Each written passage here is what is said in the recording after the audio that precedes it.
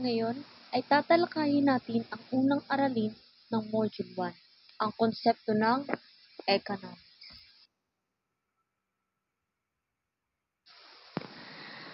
Ano ba ang kahulugan ng economics at saan ito nagmula?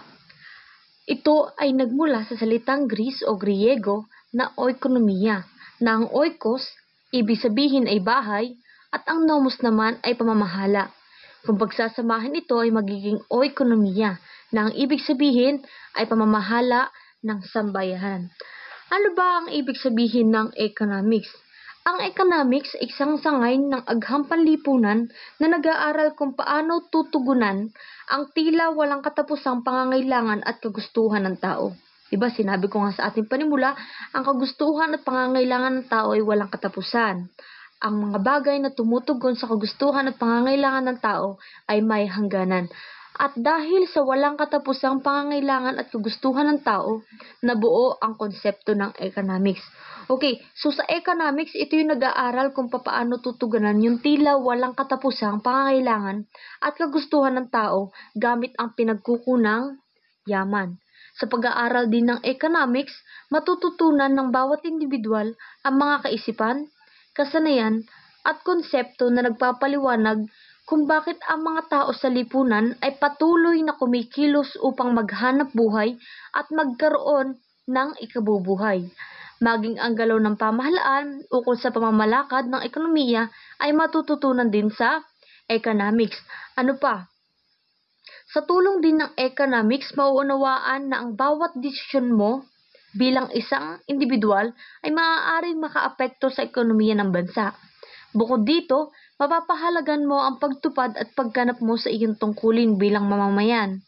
Ang pagbabayad ng buwis, pagtangkilik sa sariling produkto, pagsunod sa batas, pagboto kapag may eleksyon, at pagiging mapagmatsyag at alerto sa ating kapaligiran at ekonomiya. Ang kaisipan ng economics ay naihiwalay sa kaisipan ng political economy dahil pinagtuunan ng pansin ng economics ang mga gawain ng tao na may kinalaman sa pangkabuhayan.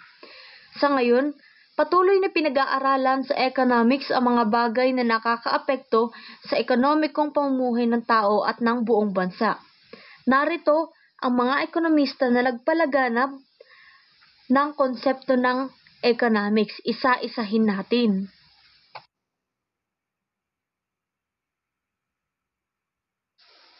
Unahin na natin si Adam Smith. Sino ba si Adam Smith? Siya ay isang pilosopo at propesor ng economics mula sa Scotland. Siya ay kinilala rin bilang ama ng makabagong economics. Itinuturing din si Smith na ama ng klasikong economics dahil sa kanyang pangunguna na ipaliwanag ang mga prinsipyo ng ekonomiya at daan tungkol sa pag-unlad ng isang bansa. Siya din ang nagpahayag ng doktrinang laissez-faire o let-alone policy. So, ano naman po yung laissez-faire or let-alone policy? Ito ay nagpapaliwanag na hindi dapat makialam ang pamahalaan sa pagpapatakbo ng ekonomiya ng pribadong sektor, bagkus pagtuunan ng pansin ang pagpapanatili ng bansa. Ang specialization ay paghahati ng mga gawain sa produksyon ayon sa kapasidad at kakayahan sa paggawa.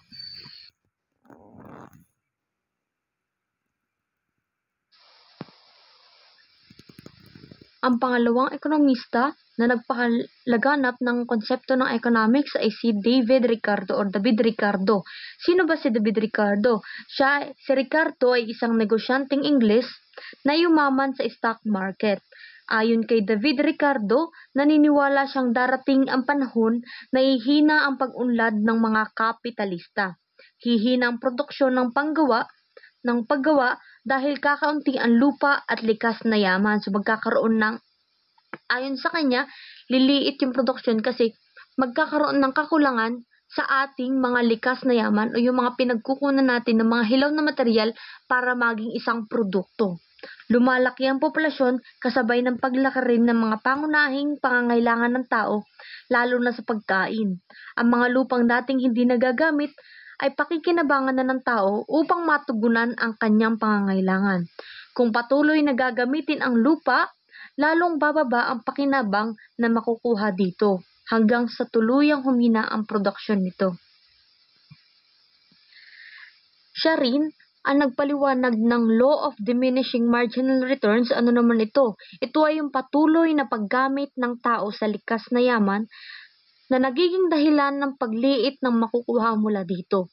Okay, so dito sa Law of Diminishing Marginal Returns, so kung patuloy mong gagamitin yung mga hilaw na materials na mga likas na yaman, kung patuloy mo siyang gagamitin para makagawa ng produkto, unti-unting mawawala yung mga ating mga likas na yaman. Sa Law of Comparative Advantage naman, ito ay prinsipyo na nagsasaad na higit na kapaki-pakinabang ang isang bansa na mag-produce ng mga produkto na higit na mura ang paggastos sa paggawa o yung tinatawag nating production cost kaysa sa ibang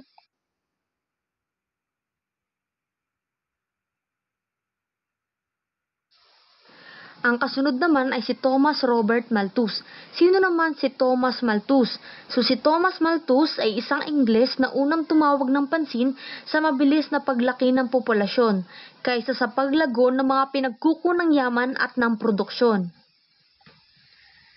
Yan, ang binigyan din niya ay mabilis na paglaki ng populasyon. Ayon kay Malthus, kung patuloy ang pagdami ng tao samantalang ang lupa na kanyang pinagkukunan ng pagkain ay hindi naman nadadagdagan, darating ang panahon na hindi na ito makakasapat sa kanilang mga pangangailangan o sa ating pangangailangan. Siya rin ay nakilala sa kanyang Malthusian theory. So, ano naman yung kanyang teorya na ito? Ito ay nagsasaad na ang populasyon ay mas mabilis lumaki kaysa sa supply ng pagkain na nagdudulot ng kagutuman ng bansa.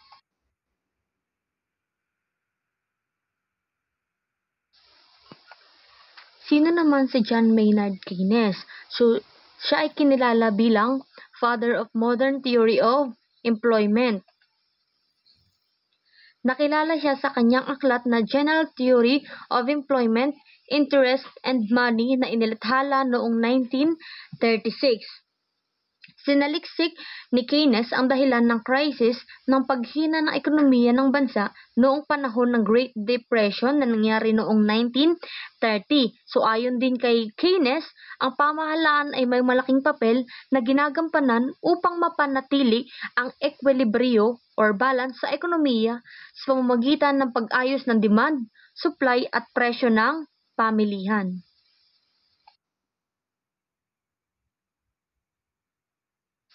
Ngayon naman ay dumako tayo sa kinikilalang ama ng komunismo na si Karl Marx. Siya ay nag-ambag din ng mahahalagang prinsipyo at pananaw ukol sa mga ugat ng kahirapan ng tao at lipunan. Si Marx ay naniniwala ng pag-iral ng kapitalismo ang pangunahing dahilan kung bakit maraming tao, lalo na ang mga manggagawa, ang naghihirap sapagkat sila ay kinasangkapan ng mga mayayamang kapitalista para sa kanilang pansariling interes at pagpapayaman nila. Siya rin ang may akda ng librong Das Kapital. So, kilalang Das Kapital. So, ano naman yung nilalaman ng librong ito? Ito ay naglalaman ng pag-aaral ng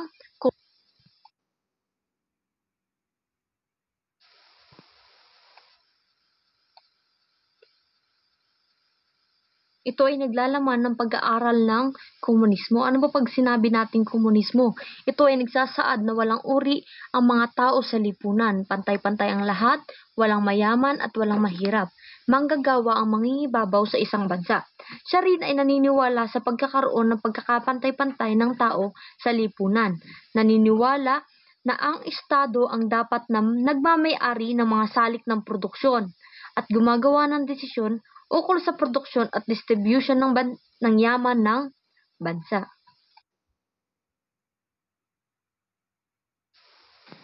Ngayon ay talakayin naman natin ang dalawang mahalagang dibisyon ng economics. So meron tayong dalawang dibisyon, ang microeconomics at ang macroeconomics. Unahin na po natin yung microeconomics. So ito ay nagmula sa salitang Griego na micro o maliit. So ito ay pag-aaral ng maliit na unit ng ekonomiya. Samantalang ang macroeconomics, ito ay nagmula sa salitang Griego na macro o malaki. Ito ay pag-aaral ng malaking unit ng ekonomiya. Ano yung mga halimbawa ng macro and microeconomics? Unahin na po natin yung microeconomics. So halimbawa dyan is yung pag-aaral sa kilos at gawi ng consumer at producer. Gayon din yung pag-aaral ng demand at supply, pag-aaral ng pamilihan, presyo at negosyo. So yun po yung cover ng microeconomics. Pag sinabi namang nating macro, o yung pag-aaral ng ikinikilos na pangkalahatang ekonomiya ng bansa. Ito yung pag-aaral ng pambansang kita, the GDP and GNP, mga utang panlabas, at palitan ng piso sa dolyar at iba pang currency.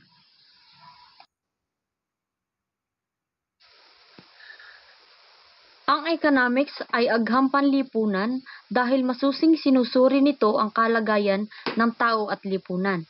Pinag-aaralan dito ang mga kilos at pagsisikap na ginagawa ng tao upang matugunan ang pangangailangan at mapaunlad ang ekonomiya. Dahil sa tao at lipunan ang sentro ng economics, may kaugnayan ito sa iba pang asignatura at agham panlipunan. So unahin na natin yung kaugnayan ng economics sa agham pampolitika. Economics at agham pampolitika, pag-aaral ng mga balangkas o estruktura ng pamahalaan, mga tungkulin, responsibilidad at mga batas na itinakda ng pamahalaan ay mahalaga sapagkat ang lahat na ito ay may epekto at impluwensya sa ating pamumuhay at kabuhayan ng bansa. Ito ay upang malaman din kung papaano pangangasiwaan ng pamahalaan ang mga pinagkukunang yaman nang sa gayon ay matugunan ng maayos ang pangangailangan ng mga mamamayan. Maaaring sa pag-aaral ng agham pampolitika, papasok ang mga batayang kaisipang pang-ekonomiko tulad ng kakapusan at populasyon.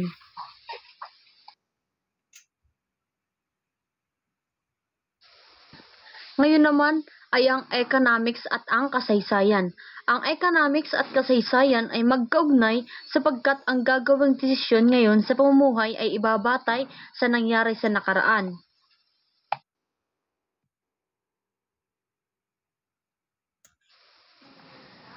Ngayon naman ang economics at sosyolohiya. Ano ba ang sosyolohiya? Ito ay isang pag-aaral ng pinagmulan at estruktura ng ating lipunan. Ang mga kilos ng tao, bunga ng mga batas, gawi, paniniwala at kultura na umiiral sa lipunan ay nakakaapekto sa uri ng hanap buhay na gagawin ng tao. Ito rin ay tumutukoy sa pakikipag-ugnayan sa tao. Kailangan ito sa economics dahil kung wala ito, maaaring mawala ang mga magagandang ugnayan ng tao na siya ring maaaring magdulot ng masamang epekto sa kalakaran at pakikipag-ugnayan sa ibang bansa. Economics at etika. Ang kaalaman sa mga tama at maling ginawa ng tao, disiplina at wastong moralidad ng tao ay mahalagang elemento na kailangan taglayin ng bawat mamamayan upang mapaunlad ang ekonomiya. Ang etika ay may ugnayan sa economics sapagkat nagdadala ito ng ilang aspeto na may kinalaman sa kultura kung saan tinitingnan nito at binabase ang ginagawang produkto na nakahanay sa aspeto ng economics.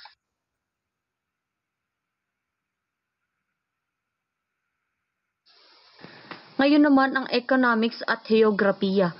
Magkaugnay ang economics at heograpiya sapagkat anumang pangyayari ang maganap sa kapaligiran ay nakakaapekto o maaaring makaapekto sa pamumuhay ng mga tao roon.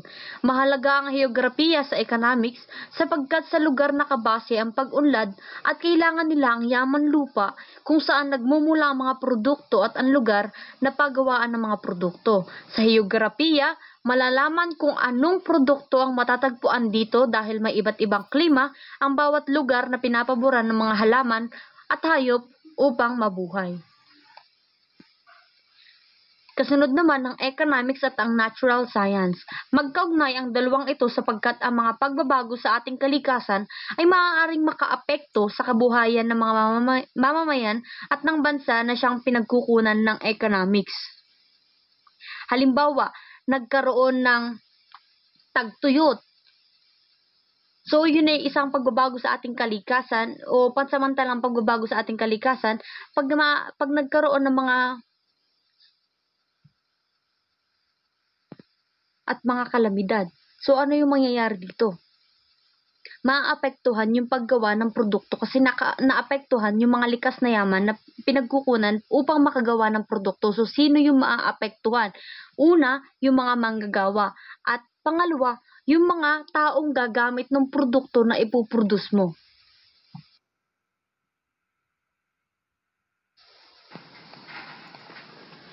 Kasunod naman ay ang economics at biolohiya. Ang biolohiya ay pag-aaral sa mga bagay na may buhay tulad ng tao, halaman, hayop at iba pa. Ito ay may kaugnayan sa economics dahil ang tao, hayop at halaman ay kailangan sa ekonomiya. Inaalam sa biolohiya kung papaano magiging malusog ang tao, hayop at halaman upang maging kapaki-pakinabang sa lipunan at sa ekonomiya. Pinag-aaralan din ito kung papaano magiging ligtas ang bawat isa sa mga bakterya at virus na pumipinsala sa kanilang kalagayan. Kasunod naman ay ang economics at ang chemistry. Ang chemistry ay may kinalaman sa pag-aaral ng iba't ibang kemikal na kailangan sa paglikha ng isang bagay. Ang uri ng kemikal na gagamitin sa mga pananim bilang pataba at pamatay peste ay bahagi ng gastusin sa produksyon. Ang pagtatakda ng presyo ng mga produkto ay isinasaalang-alang ang mga gastusin kaya ito rin ay makikita ang ugnayan ng economics at ng chemistry. Kasunod ay ang economics at pisika. Ang pisika ay ukol sa pag-aaral ng mga bagay at enerhiya. Ang anumang teknolohiya na ginagamit upang paunlarin ang enerhiya ay binibigyang pansin ng agham ng pisika. Ang economics ay may ugnayan sa pisika dahil lahat ng pagbabago at pagpapaunlad sa mga bagay at enerhiya ay nakakaapekto sa paggawa ng produkto at supply ng mga produkto na kailangan ng mga tao. At ang pinakahuli, ang ugnayan ng economics at ng matematika. Saklaw ng pag-aaral ng matematika ang ukol sa numero, chart, graph at pagbuo ng mga mathematical formula at mathematical equation. Sa tulong ng graph, chart at equation ay madaling mauunawaan ng mga ekonomikong kaganapan tulad ng pagtaas ng presyo, paglaki ng produksyon, tamang pagbabayad ng kita at iba pa. Ang mga estadistika na may kinalaman sa ekonomiya ay naaanalisa sa pamamagitan ng kaalaman sa matematika.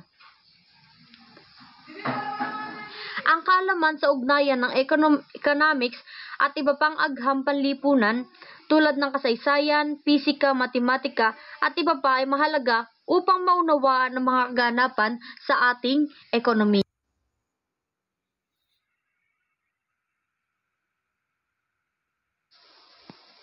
Ngayon, kayo ay mayroon ng sapat na kaalaman sa konsepto ng economics, maaari nyo nang sagutan ang ating mga activity o mga gawain na matatagpuan sa inyong module.